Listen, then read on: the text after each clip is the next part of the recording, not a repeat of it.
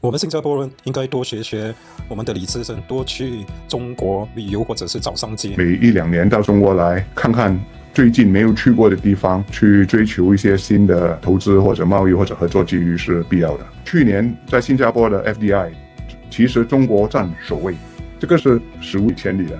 以前我们的 FDI 主要都是从西方国家和日本、韩国有一些。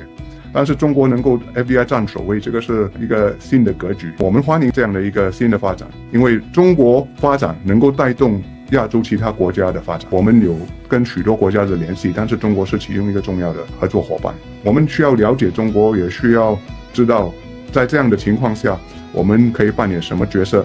中国公司会觉得跟新加坡交流是有好处的。所以我看对我们来说，每一两年到中国来看看最近没有去过的地方，去追求一些新的投资或者贸易或者合作机遇是必要的。我就刚去了广西南宁啊，那边处处都是商机啊。